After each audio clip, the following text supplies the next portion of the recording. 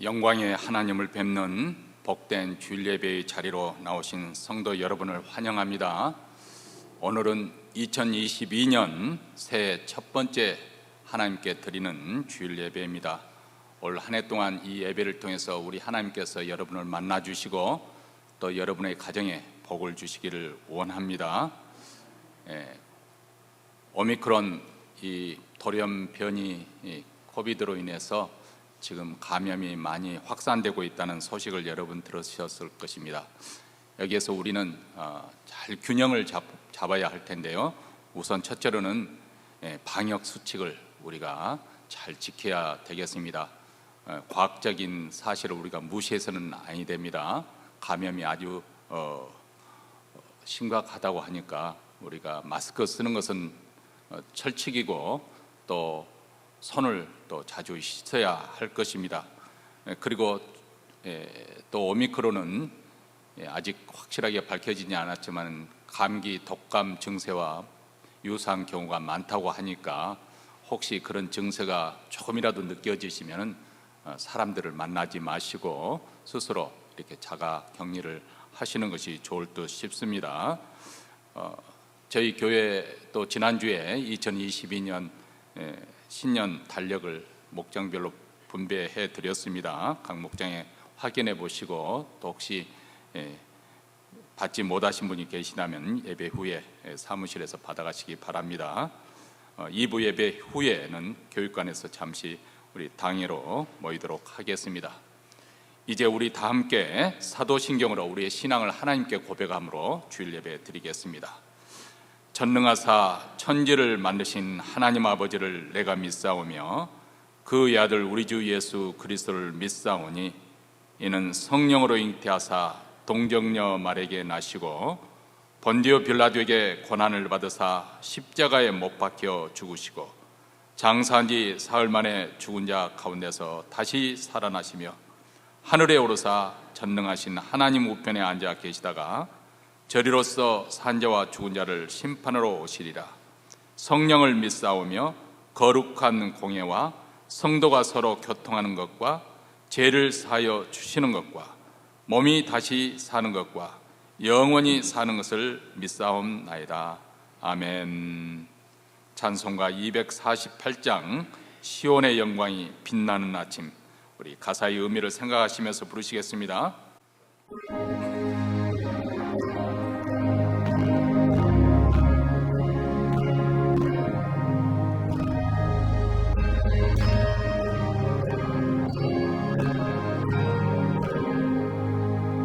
시온의 영광이 빛나는 아침, 어둡던 이 땅이 밝아오네.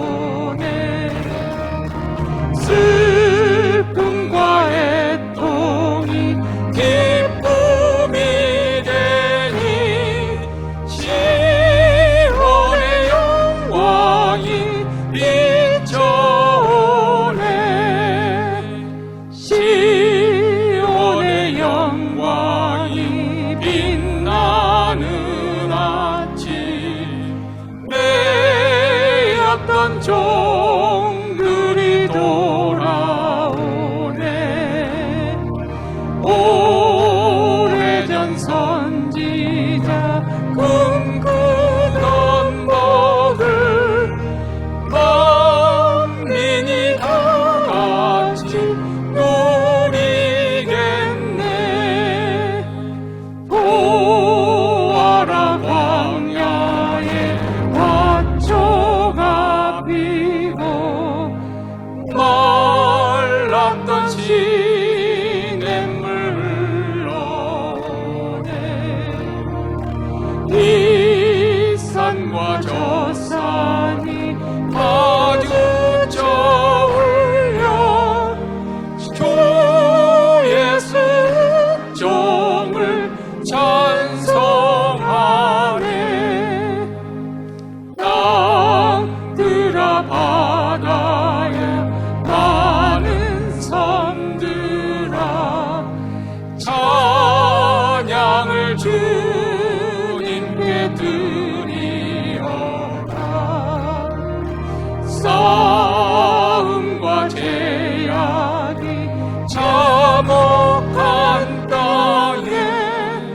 찬송이 하늘에 사무치네.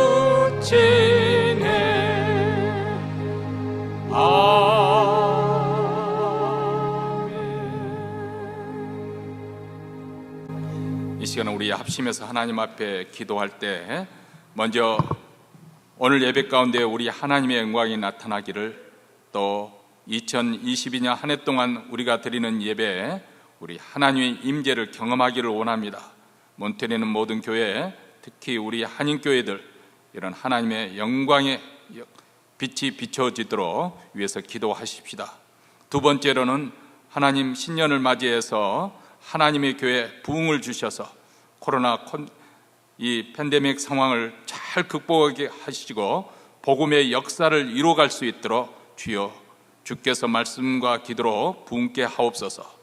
세 번째로는 또 신년을 맞이한 우리 성도들 가정마다 기도 제목 소원하는 바를 하나님께 아뢰십시다.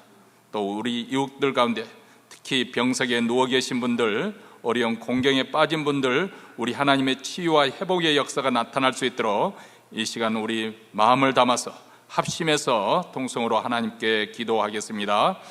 자비로우시고 은혜로우신 하나님 아버지, 오늘도 복된 주일을 맞이하여 하나님 앞에 나왔습니다.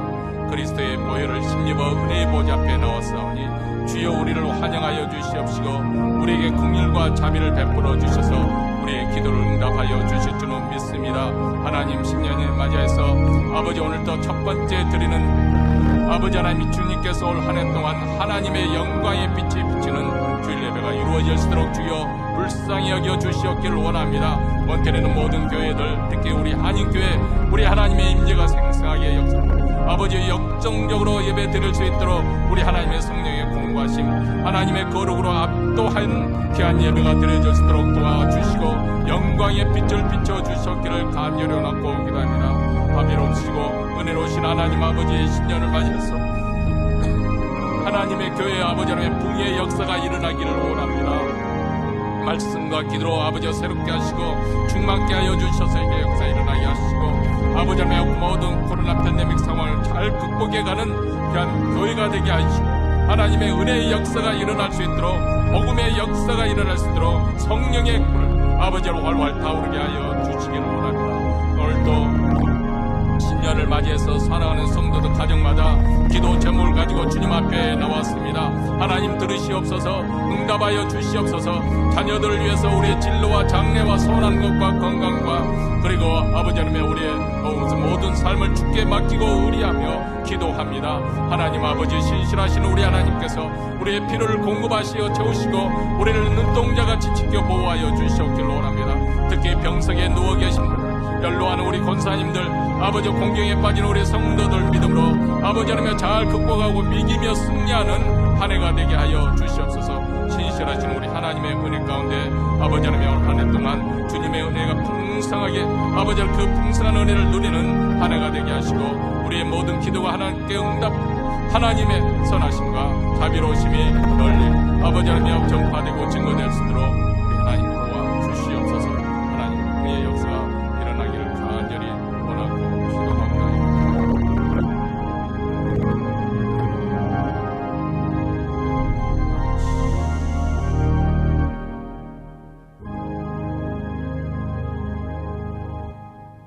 하늘에 계신 우리 아버지여, 이름이 거룩히 여김을 받으시오며 나라의 임하옵시며 뜻이 하늘에서 이룬 것 같이 땅에서도 이루어지이다. 오늘날 우리에게 일용할 양식을 주옵시고 우리가 우리에게 죄진 자를 사하여 준 것 같이 우리 죄를 사하여 주옵시고 우리를 시험에 들게 하지 마옵시고 다만 악에서 구하옵소서. 대개 나라와 권세와 영광이 아버지께 영원히 싸움나이다. 아멘.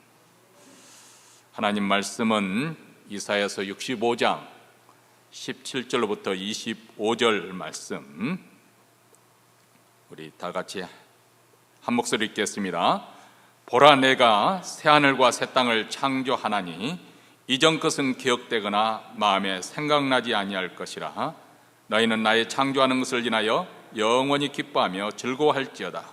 보라, 내가 예루살렘으로 즐거움을 창조하며 그 백성으로 기쁨을 삼고 내가 예루살렘을 즐거워하며 나의 백성을 기뻐하리니 우는 소리와 부르짖는 소리가 그 가운데서 다시는 들리지 아니할 것이며 거기는 날수가 많지 못하여 죽는 유아와 수완이 차지 못한 노인이 다시는 없을 것이다. 곧 백세에 죽는 자가 아이겠고 백세에 못되어 죽는 자는 저주받을 것이리라. 그들이 가옥을 건축하고 그것에 건하겠고 포도원을 재배하고 열매를 먹을 것이며 그들의 건축한 데 타인이 거하지 아니할 것이며 그들의 재배한 것을 타인이 먹지 아니하리니 이는 내 백성의 수완이 나무의 수완과 같겠고 나의 택한 자가 그 손으로 일한 것을 길이 누릴 것임이며 그들의 수고가 헛되지 않겠고 그들의 생산한 것이 재난에 걸리지 아니하리니 그들은 여호와의 복된 자의 자손이요 그 소생도 그들과 함께 될 것임이라. 그들이 부르기 전에 내가 응답하겠고 그들이 말을 마치기 전에 내가 들을 것이며 이리와 어린 양이 함께 먹을 것이며 사자와 소처럼 짚을 먹을 것이며 뱀은 흙으로 식물을 삼을 것이니 나의 성산에서는 희함도 없겠고 상함도 없으리라. 여호와의 말이니라. 아멘. 오늘 우리가 읽은 이 본문에 기록된 이사야서는 선지자 이사야가 기록한 글이고 선지자 이사야는 이스라엘 역사 가운데 가장 격동적인 그런 시대에 살았던 사람입니다. 그의 조국 남유대 왕국은 주전 586년에 바빌론 제국에서 멸망을 당했습니다. 그리고 많은 이들이 70여 년에 걸치는 그런 바빌론 포로 생활을 했어야만 했습니다. 그 바빌론 제국이 무너지고 그 뒤를 이어서 페르시아 제국, 이 패권을 장악했는데 그 페르시아 제국의 고레스 왕의 칙령에 의해서 남은 유대인들이 고국으로 돌아가 예루살렘에 성전을 건축하고 성벽을 세울 수가 있었고 도시를 다시 복구할 수 있었습니다. 그들이 나라를 다시 세우기 위해서 참 안간힘을 다 했지만은 또 많은 일들이 노력한 만큼 그렇게 되지는 않았습니다. 특히 페르시아 제국의 무거운 세금에 고통을 당하고 있었고 또 그뿐만 아니라 바로 이웃하고 있는 사마리아 사람들과 알력 다툼이 심했었고 주변 국가들과도 아주 적대적인 그런 관계에 있었습니다. 자, 이런 위험한 국제 정세 속에서도 권력자들의 부패, 종교 지도자들의 타락과 위선, 그리고 가진 자들의 탐욕, 사치와 방탕한 그런 일들이 한마디로 말하면 내우, 예한, 이 백성들의 삶이 아주 피폐해졌죠. 그 당시 얼마나 고통스러운 상황이었는지 우리가 이해를 하려면 오늘 본문 말씀을 일어날 일을, 장차 새하늘과 새 땅 아래서 일어날 일들의 그것을 거꾸로 뒤집어서 생각해 보면 현재 얼마나 어렵고 힘든 상황이기에 이것을 변화해서 새하늘과 새 땅을 약속하실까. 가령 예를 들어서 19절에 예루살렘 안에서는 다시는 울음소리가 나지 않겠고 부르짖는 소리도 들리지 아니하리라. 이 말은 무슨 말입니까? 그 당시 예루살렘에 울음소리와 울부짖는 소리, 원망과 원한과 탄식과 절망의 울부짖는 소리가 가득했다는 것이죠. 가령 예를 들어서 끼니를 이을 수 없어서 굶주림이 계속되면 물론 어른들은 견뎌내야 할 수밖에 없으니까 견디겠지만은 어린아이들은 굶주리면 울며 버채겠지요. 그러다가 도저히 아이를 부양할 수가 없으면, 데리고 있을 수가 없으면 좀 더 생편이 나은 사람에게 맡기든지 또 종으로 팔든지 그런 상황이 되어지면 온 가족이 울부짖을 수밖에 없는 그런 상황이 바로 그 당시였습니다. 20절에 보면은 사람들이 수명을 다한다고 그렇게 새하늘과 새 땅에서는 말하지만은 다시 말하면 그 당시 전쟁이든지 굶주림이든지 또 병고로 인해서 수명을 다하지 못하고 죽는 사람이 부지기수였다는 것을 우리가 알 수가 있고, 21절에 보면 집을 지어도 남에게 빼앗기는 일이, 포도원을 경작해도 남의 손에 빼앗기는, 약탈당하는 그런 일들이 부지기수였다는 사실을 우리가 알 수가 있습니다. 다시 말하면 사람 살기가 너무나도 힘들고 고통스러운 그런 상황이었다는 것이죠. 여기까지 말씀을 듣다 보면 적어도 이 정도는 내가 아니기 때문에 나하고는 해당 사항이 없을 것 같은 그런 생각이 들기도 합니다. 저 아프가니스탄이나 이라크나 아니면 북한 주민들 헐벗고 굶주린 그런 상황에서 이 말씀을 드려야 하지 않을까, 그런 생각이 듭니다. 물론 우리에게는 매일 울부짖는 소리가 들리지 않을 수가 있습니다. 그 정도의 수준은 아니죠. 자식들을 종으로 팔 만큼 화스럽게 그렇게 해주지는 못하지만은 종으로 팔 정도, 그 정도 삶은 아니죠. 또 지금 우리가 살고 있는 사회는 고령사회입니다. 나이가 드는 분들이 점점 인구가 많아지는 그런 고령사회 젊어들었기 때문에 우리의 평균 수명들도 많이 늘었습니다. 그렇지만은 우리 사회에 그렇다면 문제거리가 다 해소되고 없어졌느냐 하면 그것은 아닙니다. 우리 주위에서도 형편이 열악하게 그런 가운데 사는 분들이 얼마나 많습니까? 점점, 그리고 우리가 보면 홈리스 피플들이 많아지고 있다는 것을 여러분 느끼지 않습니까? 마약 문제, 폭력, 살인의 문제, 이런 것들은 이 사회가 얼마나 깊게 병들었는가, 법으로도 다스릴 수 없는 그런 사회가 병들어가고 있는 그런 모습을 우리가 보고 있는 것이죠. 겉으로 볼 때는 질서가 이렇게 최소한의 질서가 유지되고 있는 것처럼 평화롭게 살아가는 것처럼 보이지만은 그 이면을 내려다보면 각양, 불의와 부조리, 부피와 탐욕, 그리고 온갖 방탕과 죄악으로 오염되지 않은 것이 없을 만큼 온 세상이 그렇게 죄로 물들어 가고 있습니다. 우리는 그동안 사람들에게 교육이 더 많은 사람들에게 베풀어지고 사람들의 교양 수준도 많아지고 과학 문명, 과학 기술이 발달하면 더욱 살기 좋은 세상이 되지 않을까, 이렇게 낙관적인 그런 생각을 가지고 살아왔습니다. 우리는 과거 인류 역사에 그런 것은 환상에 불과하다는 것 우리가 너무나도 잘 알고 있지 않습니까? 세계 1차 대전, 2차 대전을 통해서 완전히 그 환상이 깨져버리고 그 후로도 전쟁이 끊임없이 일어나고 있지 않습니까? 성경에 의할 것 같으면 물론 과학이 발달해서 살기가 더 좋아진 것은 분명한 사실이지만 동시에 죄악의 밤은 더 깊어질 것을 우리에게 보여주고 있습니다. 더 이상 인간이기를 거부하는 비인간적이고 비이성적인 그런 삶의 방식과 철학이 휩쓸게 될 것입니다. 감각적인 본능에 호소하는 쾌락주의가 완전히 이 사회를 압도해 가고 있습니다. 젊은 사람들은 바로 그런 시대의 풍조를 쫓아가고 있습니다. 자, 이런 세상을 바라볼 때 우리 믿는 자들은 절망적인 그런 비관적인 그런 생각을 갖지 않을 수가 없습니다. 더군다나 우리가 신년을 맞아서 이제 새로운 감격과 또 새로운 기회에 주어진 새 출발이 이루어져야 했음에도 불구하고 오미크론으로 인해서 코로나 팬데믹 상황이 다시금 급속하게 심각하게 죽어 있는 중이기 때문에 이런 비관적인 생각이 더 부채질하게 되는 것이죠.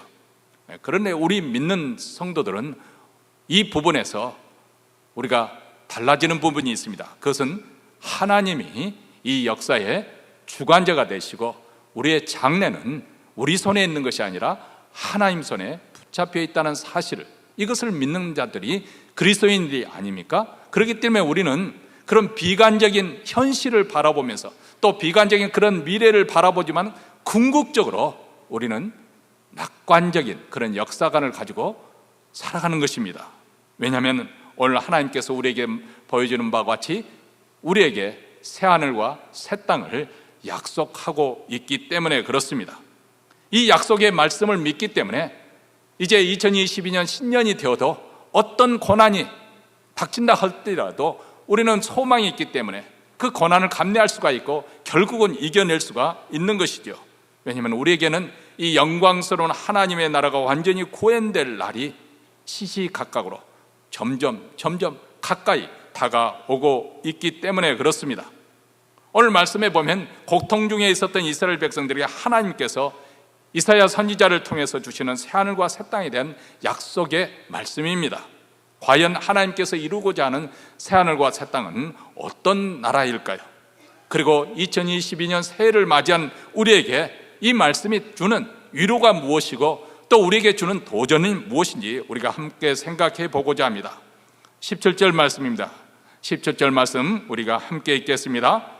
보라, 내가 새하늘과 새 땅을 창조하나니 이전 것은 기억되거나 마음에 생각나지 아니할 것이라, 이렇게 말합니다. 자, 이 하나님께서 우리에게 약속한 새하늘과 새 땅, 어떤 세상인가? 그것은 우리가 가장 먼저 생각할 수 있는 것은 죄의 문제가 해결돼서 새로운 피조물로 거듭나는 새로운 창조, 이것을 의미합니다. 창세기 1장에 하나님께서 이 우주 만물을 창조하셨는데, 여기서 약속하는 바는 그리스도 안에서 죄악으로 얼룩지은, 대악으로 타락된 이 만물을 다시금 창조하는 재창조의 역사를 지금 약속하고 있는 것입니다. 자, 이스라엘 백성들은 지난 70년 동안 바벨론에서 포로 생활을 했습니다. 왜 그토록 오랫동안 포로 생활을 해야 했던 것일까요? 그 문제의 원인은 무엇일까요? 하나님의 능력이 없어서 하나님께서 약속을 깨뜨려서 그랬을까요? 그렇지 않습니다. 이스라엘 백성들의 죄악 때문에 그랬었죠. 하나님께서 계속해서 선지자를 보내서 그들을 깨우쳐 주시고 경고를 해주시고 수없이 많은 선지자를 통해서 그들로 하여금 돌아오도록 그렇게 호소했지만, 그들이 끝까지 하나님을 버리고 우상을 숭배하고 율법을 버리고 자기 멋대로의 길을 가러갔습니다. 하나님보다는 쾌락과 그리고 물질을 더 사랑했습니다. 그리고 그 죄악의 결과로 인해서 이방 땅에 가서 비참한 포로 생활을 하게 된 것입니다. 여러분, 죄는 거기에 따르는 consequence, 항상 거기에 따르는 일관성 있게 결과가 있습니다. 물론 우리 하나님께서 우리가 회개하면 용서를 해 주십니다.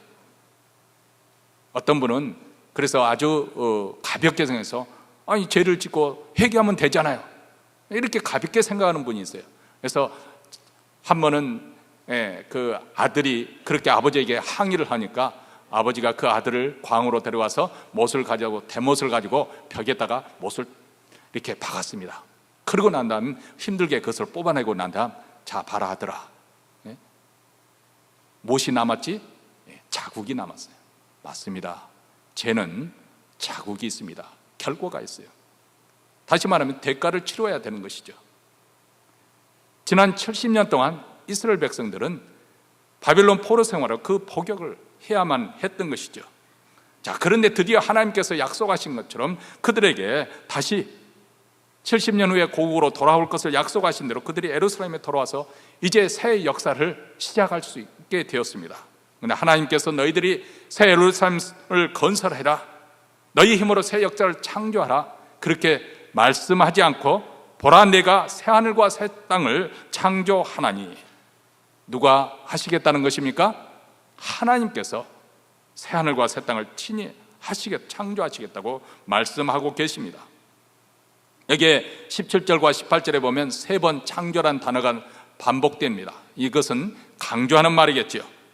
여러분, 창조는 우리가 잘 아는 것처럼 아무것도 없는 무에서 유로 만들어내는 것을 의미합니다. 아무것도 없는 상황에서 새 것을 완전히 새롭게 만들어 주신다는 것입니다. 우리가 작년 코로나 상황에도 불구하고 교육관을 리마들링을 했습니다.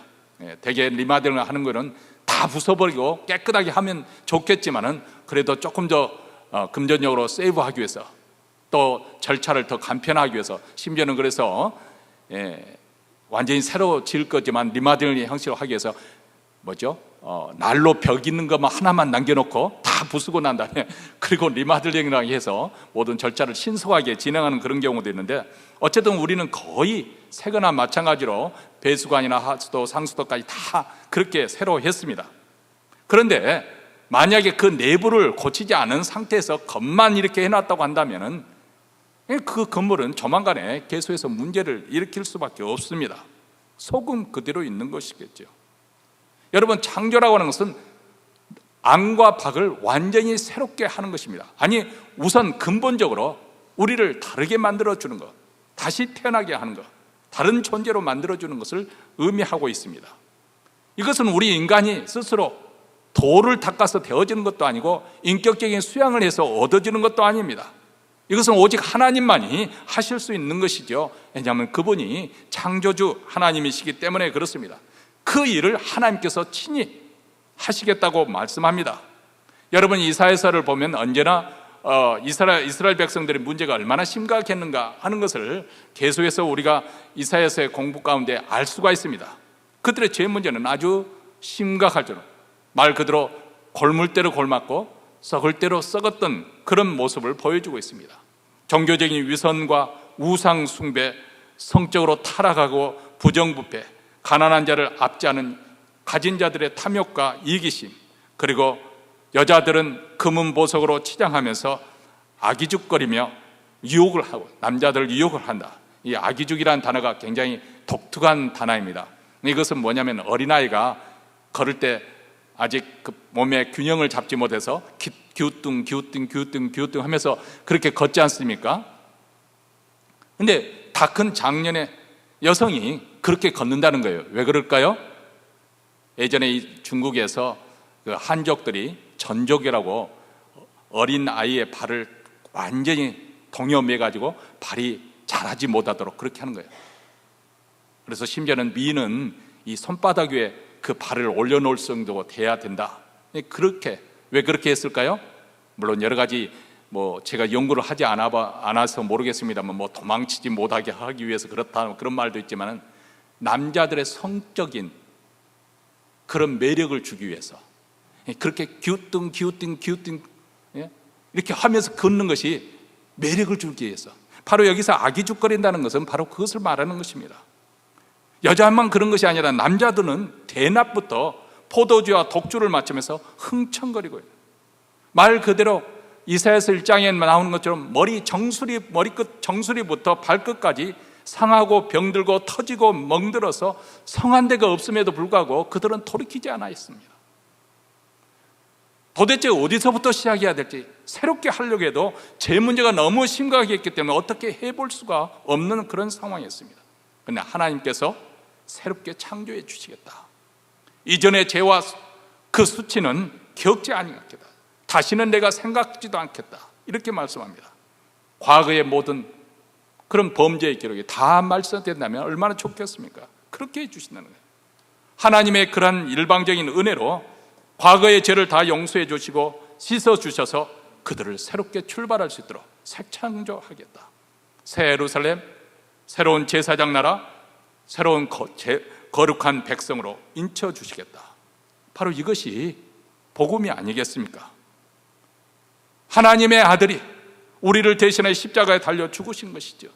이것을 통해서 이렇게 새로운 창조가 가능하도록 한 거, 우리의 모든 과거가 깨끗하게 되어진 것입니다. 어느 노부부가 있었습니다. 평생을 그렇게 티격태격하며 싸웠는데 이 나이 들어서까지, 오늘 내일하는 나이 들어서까지 계속 심하게 싸우니까 한 번은 열을 받아서 당신이 죽든지 내가 죽든지 이렇게 해야 끝장이 나지 누군가가 죽어야 될 것 같다 그렇게 소리치니까 그렇게 너무 힘들어가지고 이렇게 소리를 쳤다고 합니다. 맞습니다. 누군가가 죽어야 끝이 나는 거예요. 근데 그 누군가가 누구였습니까? 바로 2000년 전에 예수님께서 우리를 대신해서 죽으신 것입니다. 우리의 과거는 허물투성인데 우리가 행한 그 길은 죄의 길이었는데 우리 주님께서 전혀 문제를 삼으시 않았습니다. 왜냐하면 우리 주님이 십자가에서 죽으셨기 때문에 과거의 허물과 죄를 다 지워버리고 완전히 새로운 인생을, 새로운 출발을 할 수 있도록 만들어 주셨습니다. 이렇게 새로운 세상, 새로운 새 땅, 새하늘과 새 땅이 펼쳐지려면 이것은 우리 안에 속사람부터 새로워져야 합니다. 예수께서는 니고데모에게 이렇게 말씀하십니다. 진실로 진실로 내게 말하느니 사람이 물과 성령으로 거듭나지 않으면 하나님 나라에 들어갈 수가 없느니라. 성령으로 우리의 속사람이 거듭나게 될 때 새하늘과 새 땅, 새로운 창조, 그리고 하나님 나라가 우리에게 임한다는 것입니다. 이 일은 우리가 노력한다고 얻어질 수 있는 거 아니에요. 우리가 믿음이 좋다고 이것이 이렇게 만들어내는 것이 아닙니다. 물론 우리가 은혜의 자리로 들어가는 것은 우리의 책임이지만은 전적으로 그런 놀라운 변화를 일으키시는 분은 우리 하나님이십니다. 우리 하나님이 창조주이시기 때문에 창조적인 그런 능력으로 성자 예수 그리스도의 그 보혈의 피로서, 보혈의 능력으로서 우리를 새롭게 하시고, 그리고 성령 하나님의 다이나마이트와 같은 그런 폭발력을 가진 그런 권능으로 우리를 변화시키는 줄 믿습니다. 여러분 누가복음 19장을 보시기 바랍니다. 거기에 삭개오가 등장을 하지 않습니까? 그는 그 당시 가장 목이 좋은 여리고에서 세리장이었습니다. 얼마나 돈을 많이 벌었는지 모릅니다. 말 그대로 돈을 채울 수 없어서 가만히 그냥 막 쓸어 담을 정도 버릇을 낸지 모릅니다. 그렇지만 동시에 세상 사람들에게는 왕따를 당하는 소망이 없는 그런 사람이었습니다. 키가 작은 그는 예수님을 보기 위해서 좀 틈을 내서 비집고 들어가려고 했지만 사람이 뭐 알아도 일부러라도 그 사람에게는 자리를 내주지 않는 것이죠. 그러니까 할 수 없어서 뽕나무 위로 올라갈 수밖에 없었습니다. 그런데 예수님께서 지나가시다가 그 뽕나무 밑에 왔을 때 어떻게 말씀합니까? 너는 세리장이니까 너는 안 돼. 동족의 피를 빨아먹은 너는 소망이 없어. 그렇게 말씀하지 않았습니다. 우리 주님은 삭개오를 지명하여 보시면서 삭개오야 내려오라. 내가 오늘 밤 내 집에 유하겠노라. 얼마나 놀랍습니까? 여러분, 예수님의 행적, 그분이 하신 말씀을 우리가 조금만 깊게 묵상하면 우리는 얼마나 사람을 가려서 사귀려고 하고 가려서 평가를 합니까? 우리가 사랑을 베풀려고 내가 이만큼 베푼 그 사람이 이렇게 대접할 정도의 그런 사람을 골라서 사랑을 베풀잖아요. 그렇죠? 용서를 하더라도 그 사람이 용서할 만한 가치가 있을 때만 용서하잖아요. 우리 주님은 삭개와 같은 그런 죄인도 우리 주님은 그렇게 맞이해 주셨습니다. 오늘 구원이 이 집에 이르렀으니 이 사람도 아브라함의 자손입니다.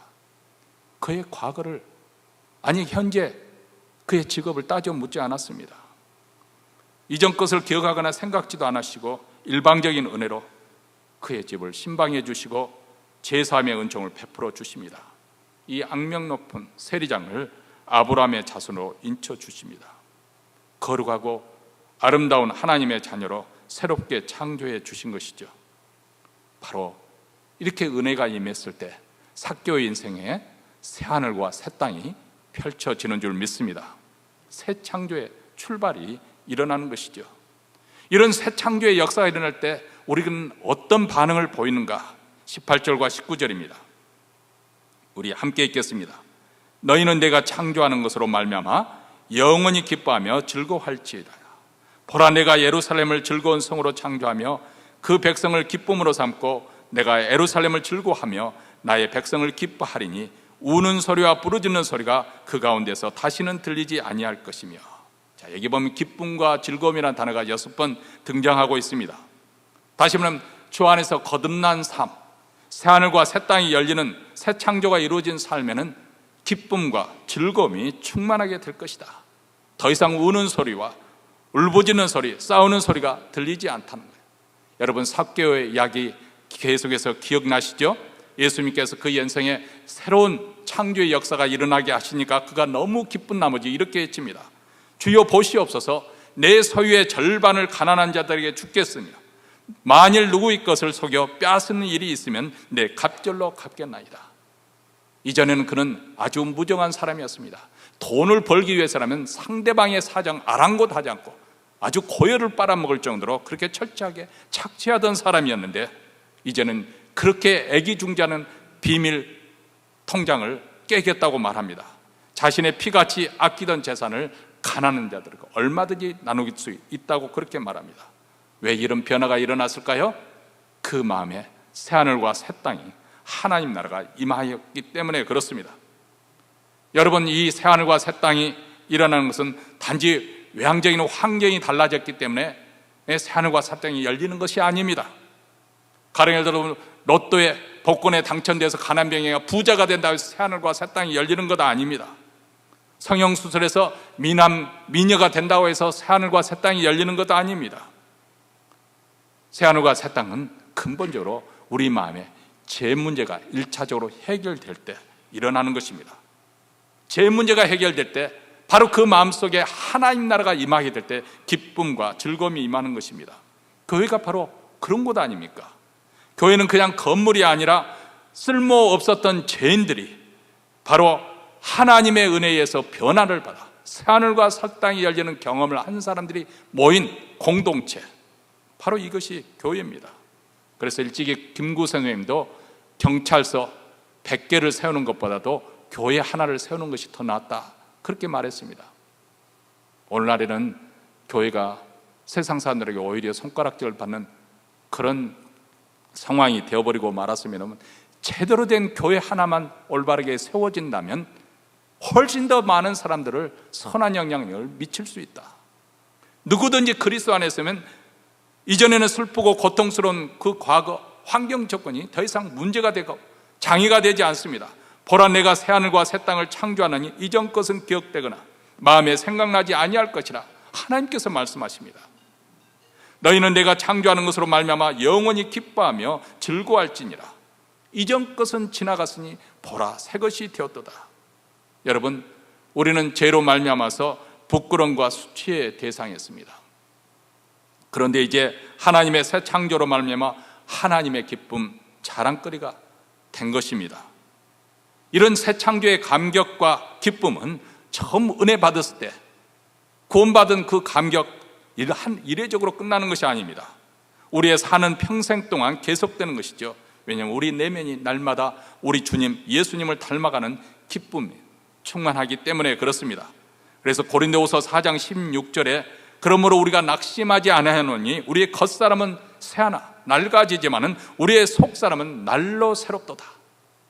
우리가 고령에 이르렀어도 우리의 속사람은 날로 새로워지는 거예요.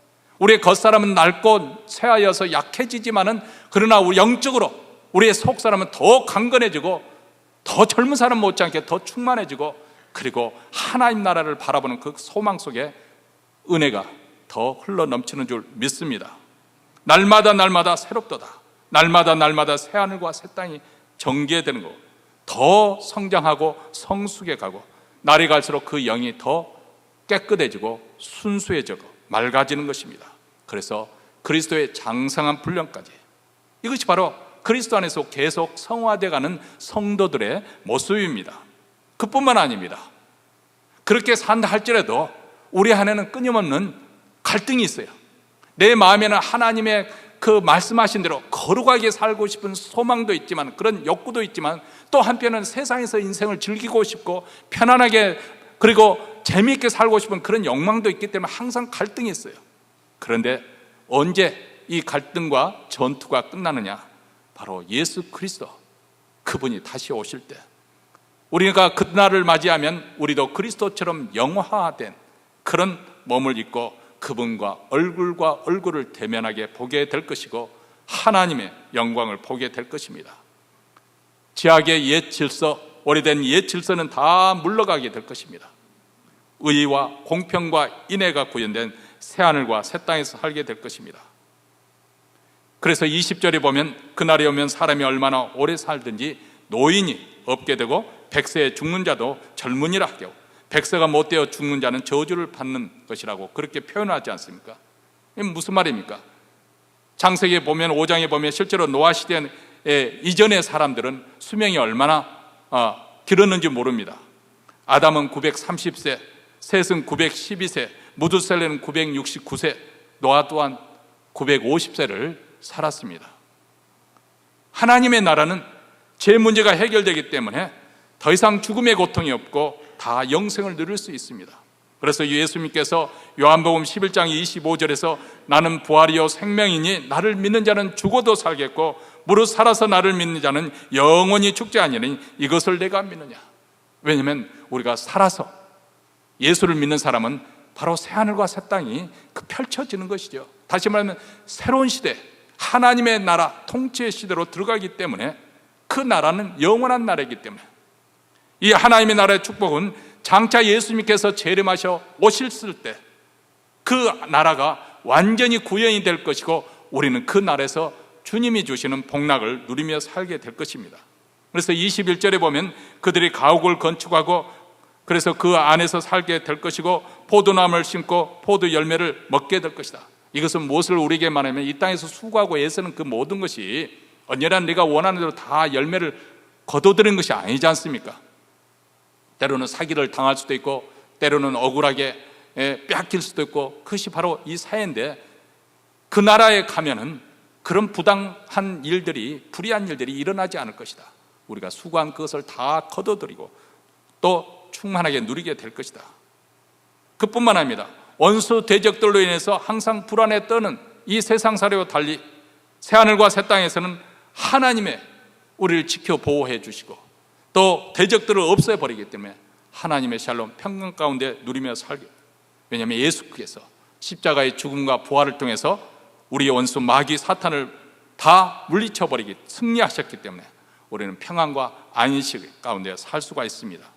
또 24절에 보면 그들이 부르기 전에 내가 응답하겠고 그들이 말을 마치기 전에 내가 들을 것이며, 다시 말하면 하나님과 나와의 소통이 아주 원활하게 된다. 그 전에는 제 문제가 껴 있어서 항상 하나님과 기쁜 교제에 들어가지 못하고, 그래서 애쓰고 힘쓰고 또 고통스러워하고 때로는 하나님으로부터 멀어지고 그런 일이 있었지만은 이제는 죄의 장벽이 다 제거되고 무너졌기 때문에 하나님과의 소통이 금방금방, 하나님이 우리가 하나님께 기도하면 하나님께서 즉각 응답하시는 그런 하나님과 우리의 마음이 긴밀하게 연결이 되어지고, 이렇게 우리의 삶 속에서 또 인간 세상에서만 이렇게 회복이 이루어지는 것이 아니라 자연 세계에서도 회복이 이루어질 것을 25절에 이렇게 말합니다.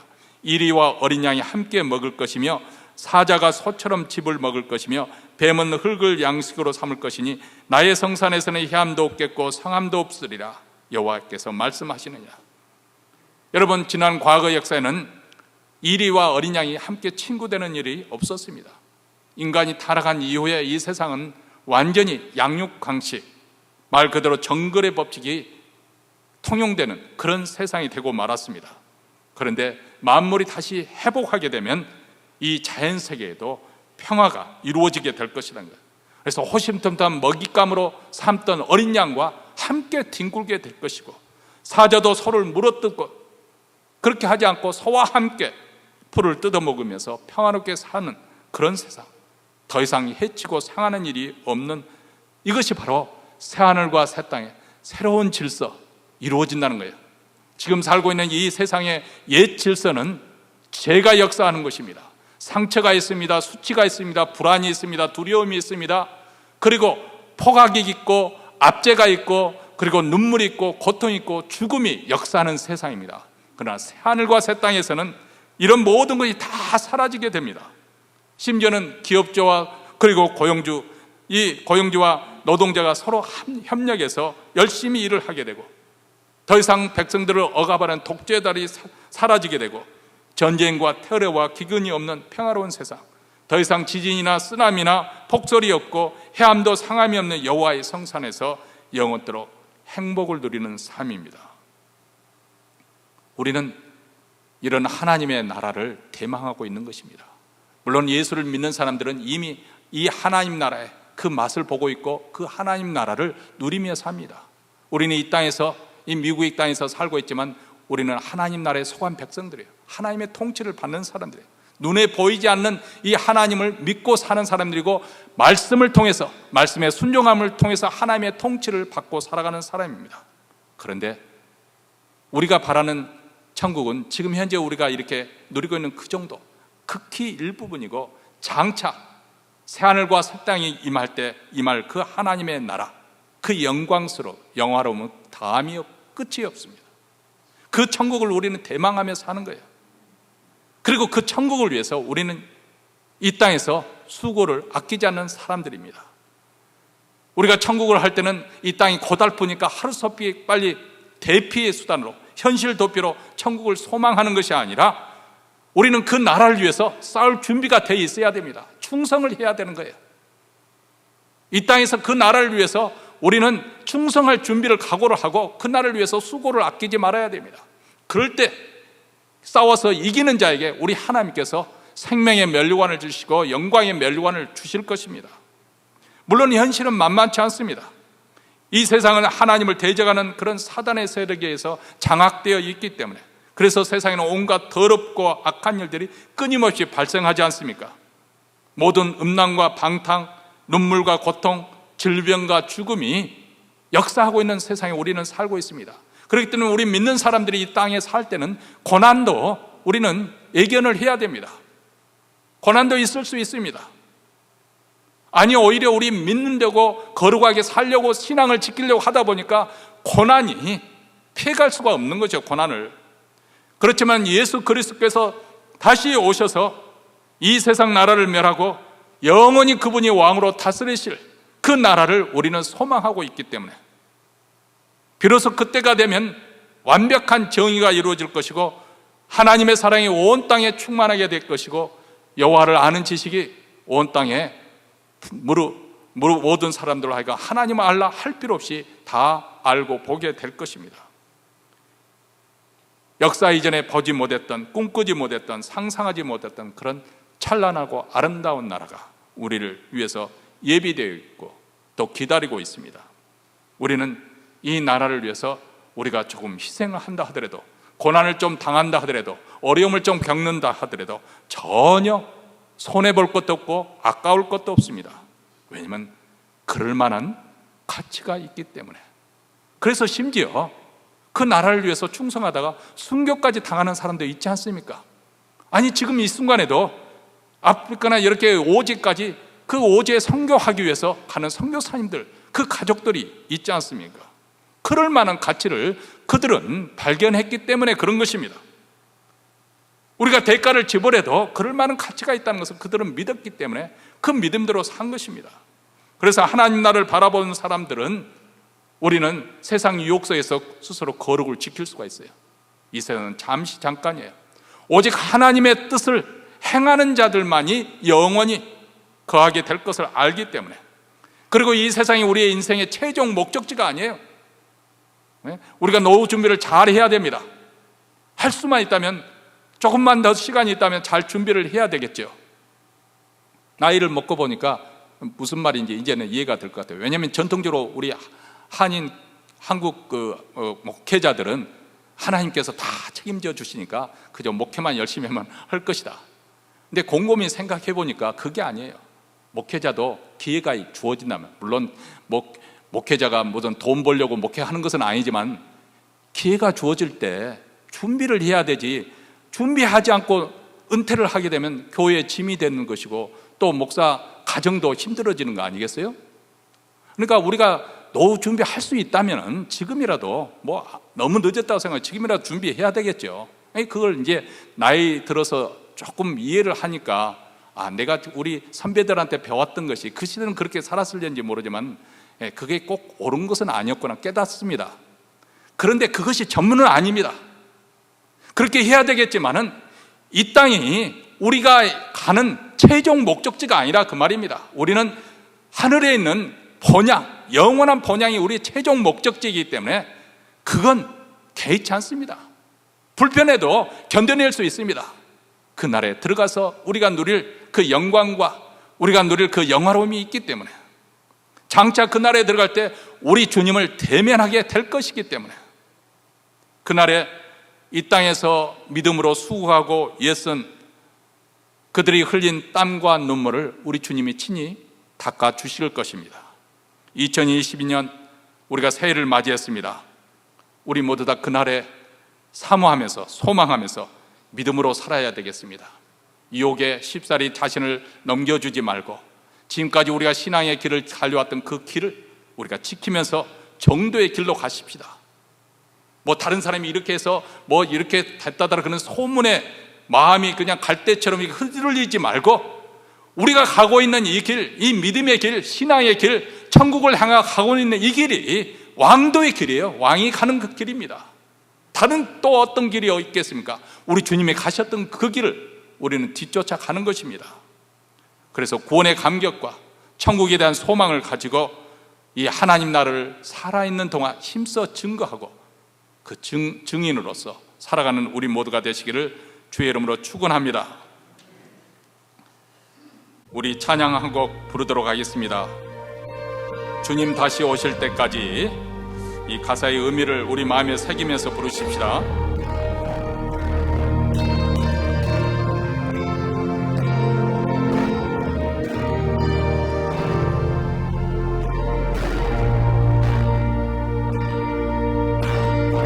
주님 다시 오실 때까지 나는 이 길을 가리라. 좁은 길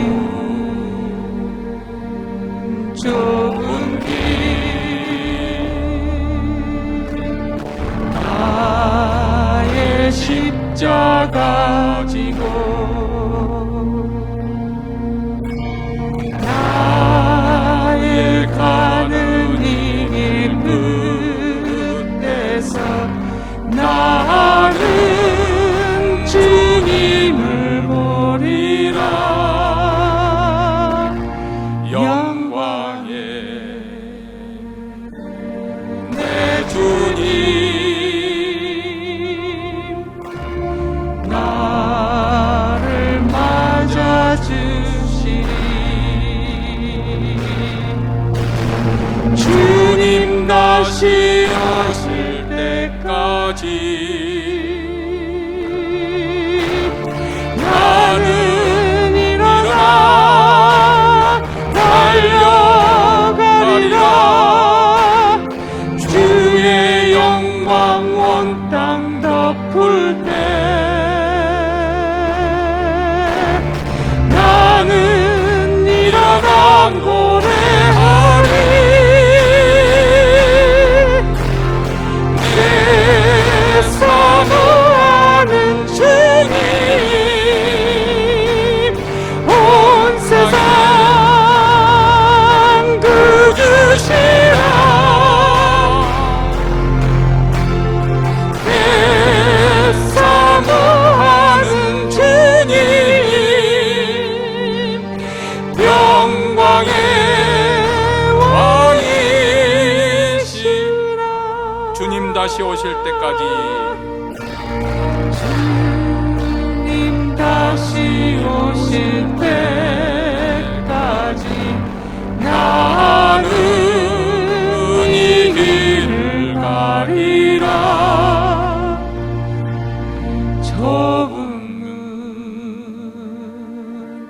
좁은 길 나의 십자가 지고 나의 가는 일 끝에서 나는 주님을 보리라. 영광의 내 주님 나를 맞아주시리.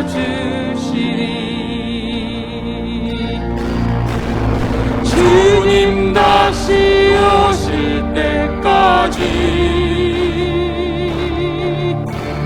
나는 일어나 달려가리라.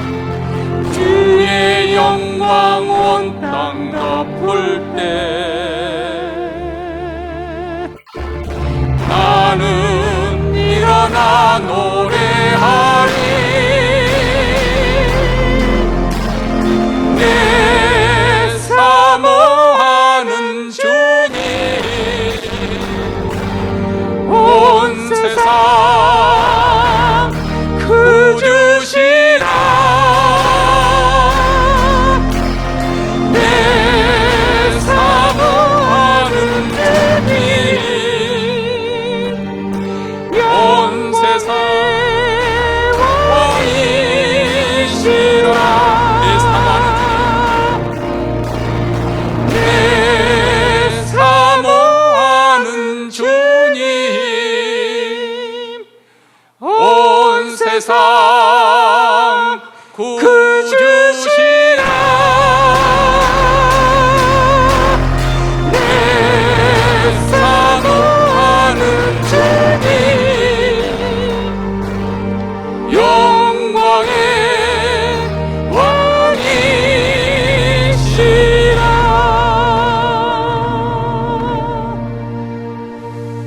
하나님 아버지, 우리가 신년을 맞이해서 첫 번째 주일 예배를 드렸습니다. 새해라고 해서 특별히 달라진 것이 무엇이겠습니까? 그렇지만은 그리스도 안에서 새하늘과 새 땅이 열려지는 줄 믿습니다. 새로운 창조가 우리 안에 일어난 줄로 믿습니다. 올 한 해 동안 믿음으로 승리하게 하여 주셔서 영광의 주님 앞에 설 때 생명의 면류관 의의 면류관, 영광의 면류관을 쓰는 우리 모든 신앙의 승리자가 되게 하여 주시기를 원합니다. 이제 순서에 따라 정성껏 준비한 예물을 가지고 하나님 앞에 섰습니다. 물질이 세상 사람들을 종으로 부리지만은 우리는 돈의 노예가 아니라 하나님의 백성, 자유한 백성입니다. 감사한 마음으로 우리를 자유케 하시는 하나님의 은혜에 감사해서 바치오니 주여 받아 주시옵시고, 한 해 동안 우리 하나님께서 눈동자처럼 지켜 보호하여 주셔서 우리 행하는 그 모든 일에 형통하게 하시고 자손들이 번성하는 복을 주시고 교회 교회가 더욱더 흥왕하여서 복음의 역사를 이루고 땅끝까지, 특별히 우리 북한 동바까지 복음을 전파할 수 있도록 도와주시옵소서. 이제는 우리 구주 예수 그리스도의 은혜와 하나님 아버지의 무한하신 사랑과 성령의 교통하심이 새하늘과 새 땅을 바라보며 그 날에 충성을 다하기로 다짐하며 이 자리를 떠나는 사랑하는 주의 백성들 위해, 그 기업과 그리고 그 가정, 교회 위에 영원토록 함께 있을지어다. 아멘.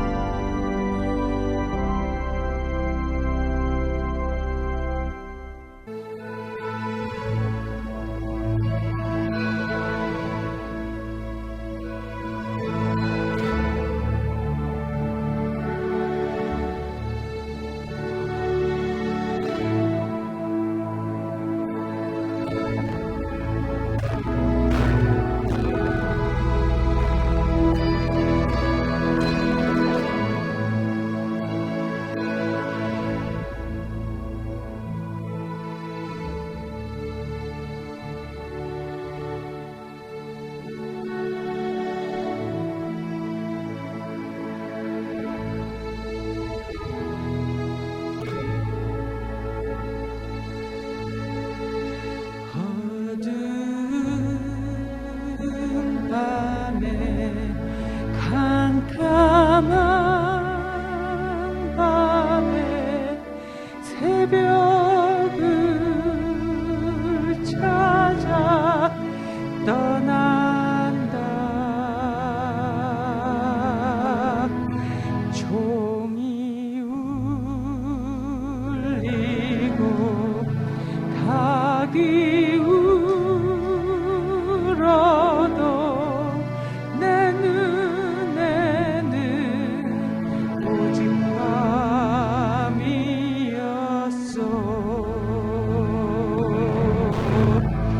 우리가 처음 만난 그때는 차가운 새벽이었어.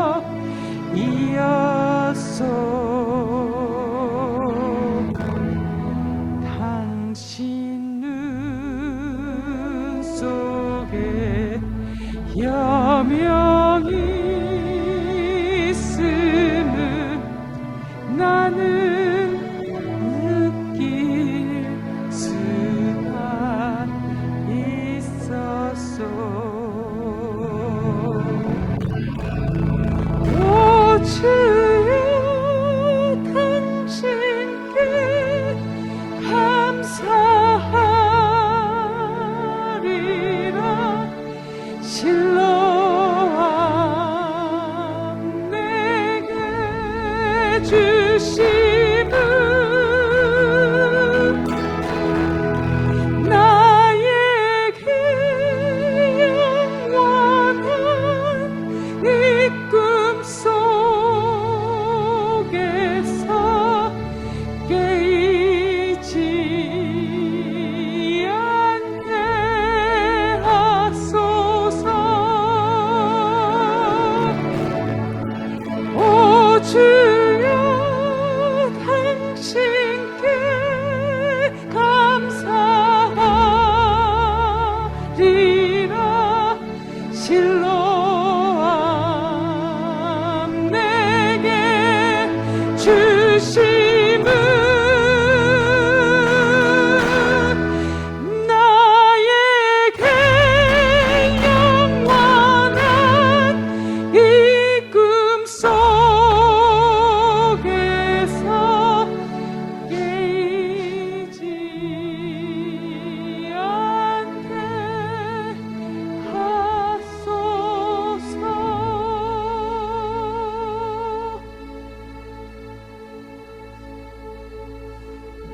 나의 영혼이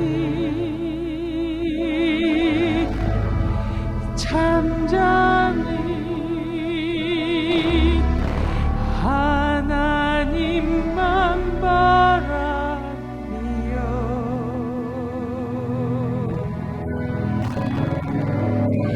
나의 구원이 그에게서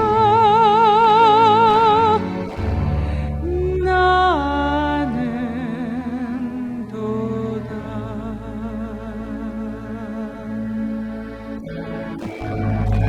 나의 영혼아 잠잠히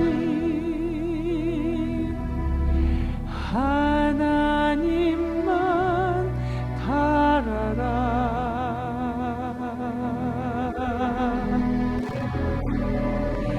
나의 소망이 저에게서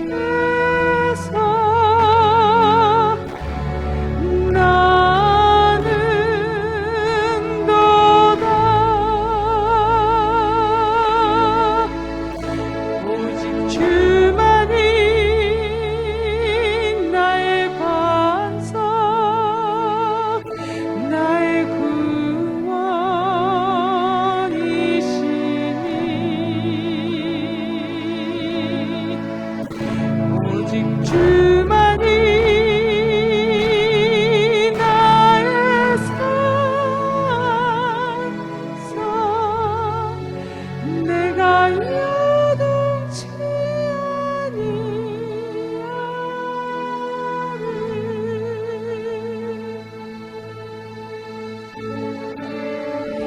나의 영혼이 간절히